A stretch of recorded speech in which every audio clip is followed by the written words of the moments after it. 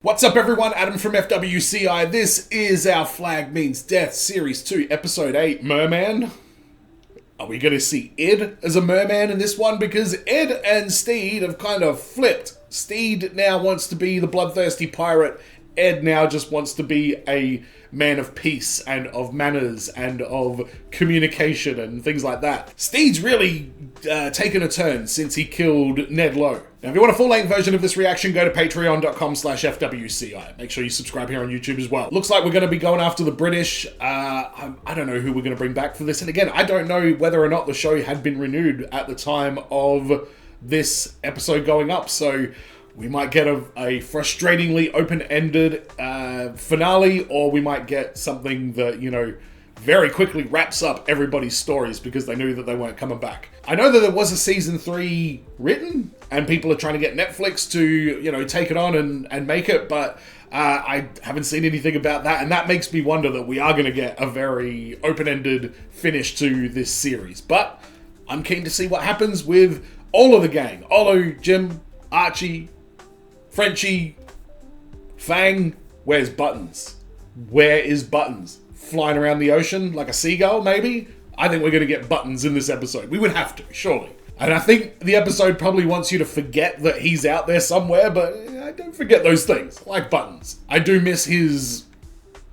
Is it Scottish drawl? Is that his accent? Whatever it is, it's barely distinguishable, but I love it. So thank you for watching all these reactions to Our Flag Means Death, and hey, let me know in the comments what else you'd like me to check out on the channel. Ladies and gentlemen, this is Our Flag Means Death, Series 2, Episode 8, Merman. Oh, here he is. Did he catch another fish yet? But now I can appreciate the bounty it has to offer. Okay, looking like you're doing all right. The beauty that surrounds it. Is he about to have a tantrum though? Even a single fish scale holds majesty. Mysterious beauty. This is a very beautiful opening. I'm waiting for the hammer to drop.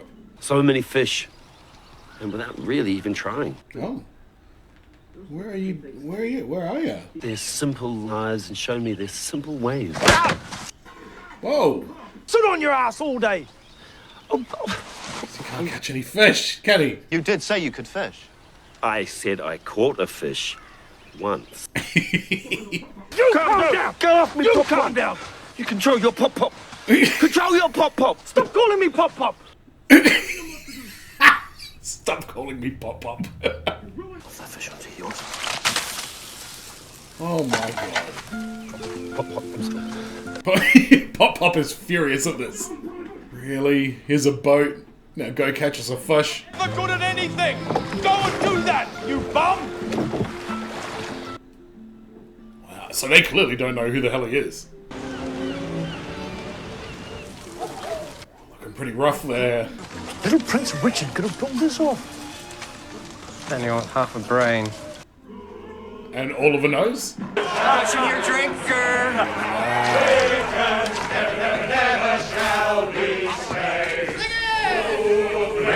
Humbling Spanish Jackie is quite a feat. Go on, fetch it for me, please. This is, I mean, cruel and unusual punishment for Spanish Jackie, but also she's been lopping noses off for years. So they managed to get out? No, they didn't. I did pull you to safety. Oh yeah, right, of course. I pulled you to safety. Alright, Steed, what are you talking about? The auntie and my whole crew are dead because of me. Whoa. Alright, Bonnet. Get off me. She doesn't care. She's feeling very defeated. And rightly so, you just lost your entire fleet. And Auntie's gone. That's better. Well, let's not underestimate the power of good planning. Plans are useful. Yeah, alright, Bonnet. Well, get your head in the game then, mate. No fishing. Probably lost the bearing when we blew the shit off the place. Now the old fisherman. Yeah. Yeah, I was waiting for this. So they killed Pop Pop. That's fucked up. If you were ever good at anything, go and do that. That's actually wise words there, Pop Pop. You bum. Unnecessary. Okay, Pop Pop.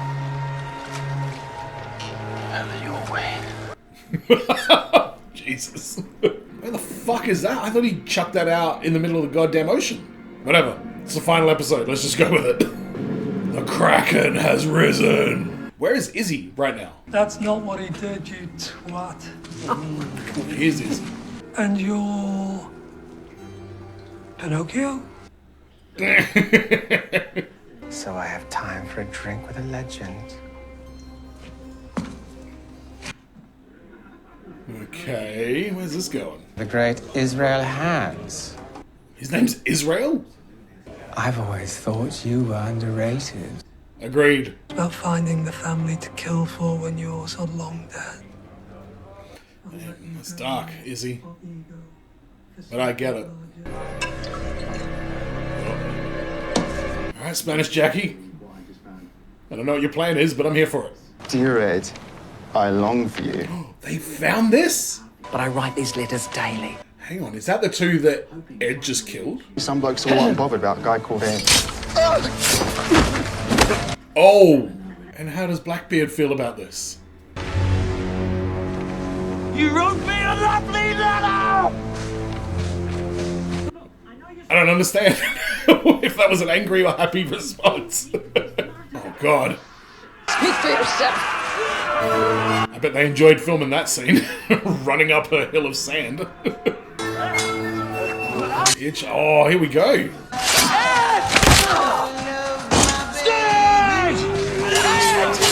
Yeah, let's go.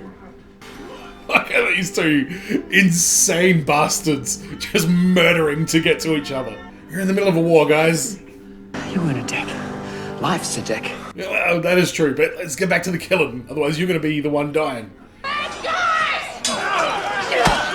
Yeah, can we go give her a hand? That's not strong enough. We do need those trousers. No, thank you. I'm a piece jeans. You need someone to... They do. They are great jeans. Oh my god, Auntie. It's nothing. She's still alive. All of that swordplay back there was very impressive. Thank you. It was really cool when you did that flip. Oh, you saw the flip? I caught it. Yeah. It's incredible, man. Spinning around and stuff. Can we just end it here? I mean, no, let's resolve everybody else's predicaments, I guess. Men have cost her too much. Yeah, I can imagine. She needed more soft in her life, and I see that now. I see that now. Yeah, they are Steed and Ed. I destroyed the Republic of Pirates, and that makes me the ultimate pirate. Izzy's gonna get to kill this guy, isn't he? Fuck yeah. Our spirit will last throughout your entire fucking empire. Because... Yeah, this is true, isn't it? And you are a rancid syphilitic cunt. Izzy. Oh, there's a lot of them. Thanks, Spanish Jackie. Am I going to die? You best believe everybody is poison trained in this house. Of course. Makes sense. So you had help?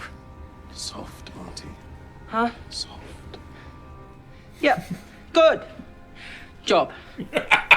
Thank you. Wow. A little bit of positive reinforcement, and she is in tears. Oh my god. We going undercover as the British? Fuck yeah. Jim, you look fabulous.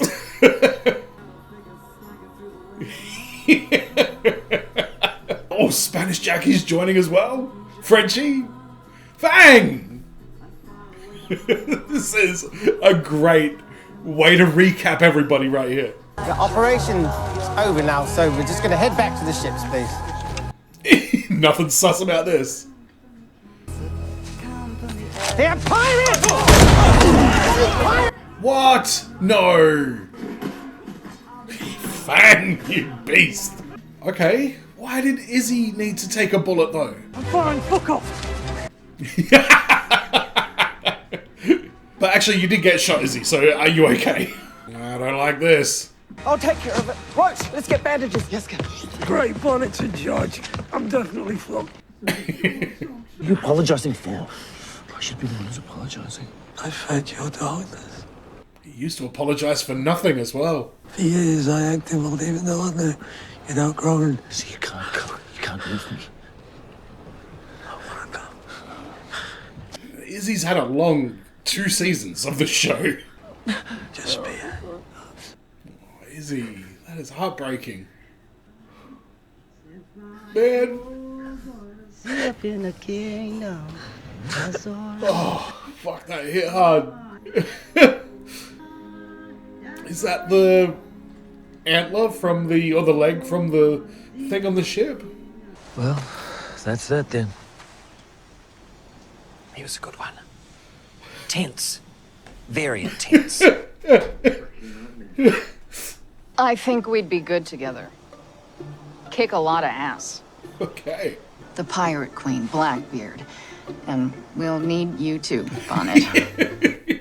Anything in particular you like about my skill set? All right, let's not do this. Do you vow to protect, but if necessary, kill for each other? Absolutely.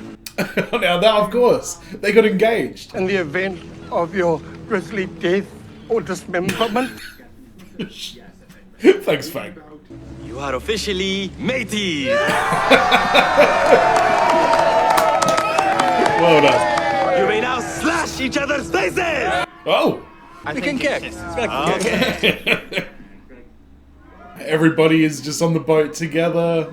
Upside down. I love this. Sky's the limit, baby. Spanish Jackie. Oh, God. Sugar balls. Oh. They stayed. So we're innkeepers then. Oh, of course. Bit of a shithole, I know. It's a fixer-upper. Good bones. It is a bit of a fixer-upper, sure. Oh. Yeah, that...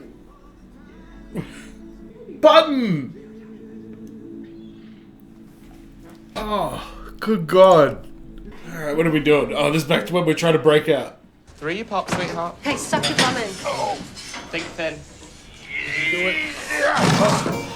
Go for it, Jim!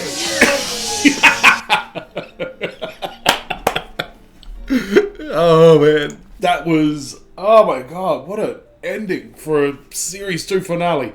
Makes me think that they definitely knew that they weren't getting renewed at that point, but fuck. So that's the end of the show. Yeah, that's a pretty open-ended ending, and I feel like they added that bit in about, like, they let the British guy escape to set up the possibility of another season, but I don't know if you need another season after seeing that. That one was just...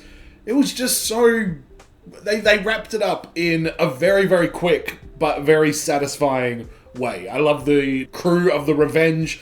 I love the fact that Ed and Steed are gonna work on, like, you know, making this little inn so that they... I don't know who's gonna stay there. They seem to be in the middle of nowhere. So I don't know if that just means they're gonna do up that house and then fuck a lot. But either way, good work, boys. Enjoy your time. The last 2 episodes were great. We had, like, Steed really overcorrecting and Ed, like, really starting to find who he is. Pop Pop, can we just take a moment of silence for Pop Pop? And even though this episode in particular went through at, like, breakneck speed of, like, Ed being an absolute, like, you know, complete passive kind of person, and then changing that to him going full Blackbeard again, and then finding balance in the middle.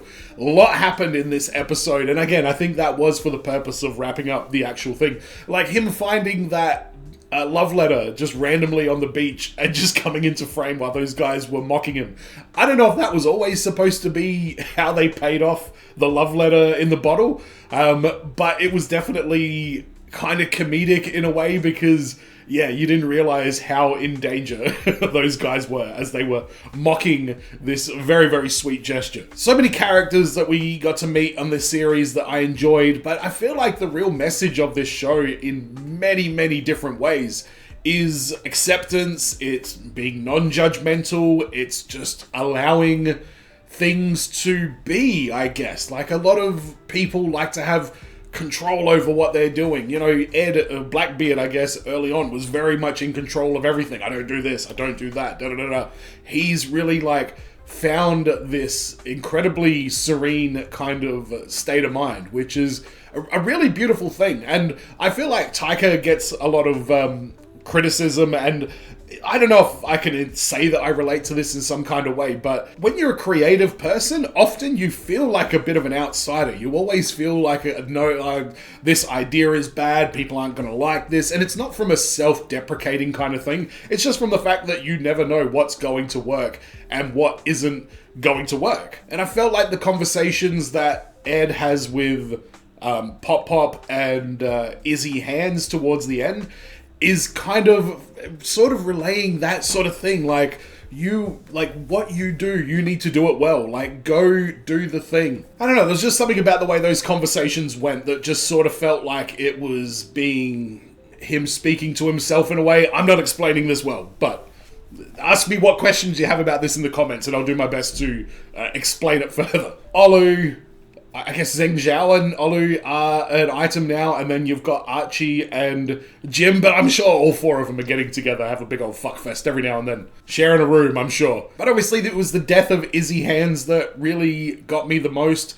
He went out with so much, like, dignity. He had dignity intact during his death, and just an amazing character. Like, you really hated Izzy at times, but the actor was so charismatic and the character was like so dark and well written and so well acted, you could never really take your eyes off of him. And it was just so good to see that character stay as like a main part of the show and have such a important part. I thought he was going to end up as the captain of the Revenge. After all those years, he was going to end up being the one at the helm. Who is at the helm of the Revenge, now that I think about it? Who was it? I don't know, we've got like... Isn't the captain the one who can marry people? So we've got Wee John and Frenchie and Roach. I think they all delivered the thing at the end. If it did say it very clearly, I'm sorry. I was pretty emotional going through that last bit of the episode. But it was definitely Izzy that broke me in this. It wasn't overly satisfying what happened to the British. And again, I think they saved maybe a different idea for... let's just keep the door open for a sequel in case we can do a third season. But they were great villains throughout the series. Angus Sampson showing up as King Henry, I think he was. And Badminton was so good. I'm actually a bit disappointed that they didn't bring a Badminton back for at least a cameo in the last episode. I feel like that would have been great. Oh my god, my head would have exploded if the after credit scene was like another Badminton with like a picture of Stede Bonnet and he's like rowing a boat angrily. I would have been fine with that. But yeah, this show is a very sweet and inclusive, accepting kind of show. It doesn't really get too bogged down in any of the finer details of anything. Accent, gender, race, none of that really seems to be a rigid construct in this show, and I think there's something kind of beautiful in that. And it was really good to see so many Kiwi and Aussie actors like in these scenes with some of these big name, American and British or whatever, superstars that are in the show. And to sort of wrap it up, my favorite moment of the entire series. It wasn't my favorite moment at the time, but the "you wear fine things well" was a moment that they got so much mileage out of, and it kept meaning so much every single time they reflected back on it. I mean, for me personally, I just loved Badminton so much. It might be the episode where he shows up as a Spectre, or it might be the reveal that there was an additional Badminton out there in the world who was going to come after Stede. I want a show where the main character is trying to be killed by an endless amount of identical twins of a certain character who dies early on. Just keep shoehorning excuses for there to be another one. So I love Badminton as well. But I mean, all the stuff with Fang was really, really good. The crew, when every time that they were all together, it was always quality. Just, there are so many great moments and great characters in this show. It's so hard to try and just pick one moment. And usually there's something that stands out. I think it's probably Badminton is the thing that stands out for me. Love all of anything with Rory Kinnear. I love. In fact, I was watching this show that inspired me to go back and watch his episode of Black Mirror. He was the Prime Minister that fucks a pig. And I also went and watched him in a show called Quacks, which was not very well known and cancelled after one season, but it's got him, Matthew Bainton, and a bunch of other people in there that I definitely recognize. So if you haven't seen Quacks, and go check out my reactions on the full-length tier on Patreon or check them out on YouTube, because it was actually a pretty fun show. But thank you to everybody who watched every episode of our Flag Means Death. If this show returns in some form or fashion in the future, I will definitely continue on with my reactions. And as always, everyone, be well, stay safe, look after your friends, ta-ta, and farewell.